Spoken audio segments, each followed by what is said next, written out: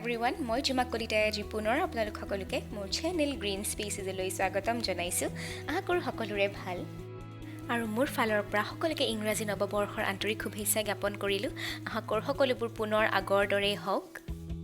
আৰু আজিৰ এই ভিডিঅ'ত মই আপোনালোকক দেখুৱাম যে মই মোৰ প্লাণ্টছবোৰ হেল্ডি কৰি ৰাখিবৰ বাবে কি কৰোঁ আৰু লগতে এনেকুৱা কিছুমান টিপছ দিম যিবোৰ মালিবোৰে আমাক কেতিয়াও নকয়।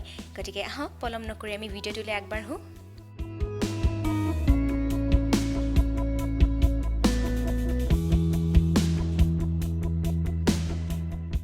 প্ৰথমে আমি 15-20 দিনৰ মূৰে মূৰে টাবৰ মাটিখিনি এনেদৰে যিকোনো চোকা অস্ত্ৰৰে খান্দি দিব লাগিব, যাৰ দ্বাৰা শিপাবোৰে বতাহ পায় আৰু শিপাবোৰে বতাহ পালে প্লাণ্টজোপা বাঢ়ি অহাটো সহায় হয় আৰু মাটিখিনিৰ ড্ৰেইনেজ কেপাচিটিটোও ইম্প্ৰুভ হয়।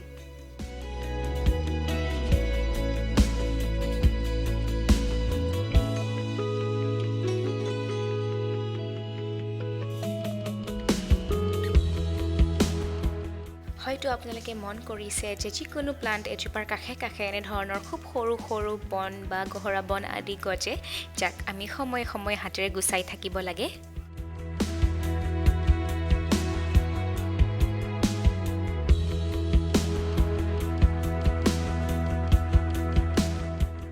তৃতীয়তে আছে ট্ৰিমিং এণ্ড প্ৰুনিং। গতিকে আমি সকলোবোৰ প্লাণ্টছৰ হেল্ডি গ্ৰোথৰ বাবে ইয়াৰ সময়ে সময়ে প্ৰুনিং কৰিব লাগিব, যাৰ দ্বাৰা আমাৰ প্লাণ্টছবোৰ জোপোহা হৈ পৰে। আৰু এয়া দেখিবলৈ পাইছে কিদৰে তুলসীজোপাৰ কাটি থোৱা ডালটোৰ কাষৰ পৰা আকৌ দুটাকৈ ডাল ওলাইছে। এইজোপা হ'ল আজাৰ আৰু এইজোপাও মই প্ৰুনিং কৰিছিলোঁ। আৰু এয়া আপোনালোকে দেখিছে যে কিদৰে ইয়াৰ চাৰিওফালে নতুন নতুন ডাল ওলাইছে।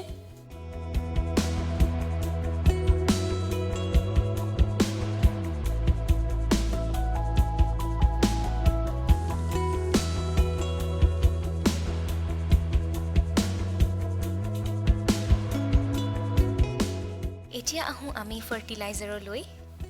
ফাৰ্টিলাইজাৰ বা সাৰ আমাৰ প্লাণ্টছৰ বাবে খুবেই উপকাৰী আৰু সেইবাবে আমি সময়ে সময়ে ফাৰ্টিলাইজাৰ বা সাৰৰ প্ৰয়োগ কৰিব লাগে, যাতে আমাৰ প্লাণ্টছবোৰ ভালদৰে বাঢ়িব পাৰে।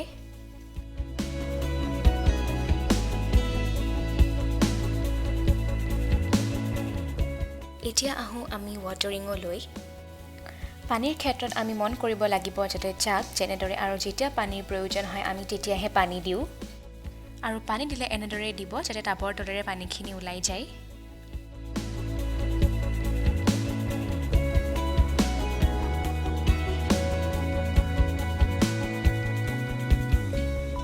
আৰু যদি কেতিয়াবা পেষ্ট এটেক হয় তেনে ক্ষেত্ৰত নিম অইল সলিউশ্যন স্প্ৰে কৰিব। আৰু নিম অইল সলিউশ্যন আমি সকলো ধৰণৰ প্লাণ্টছৰ বাবে ব্যৱহাৰ কৰিব পাৰোঁ।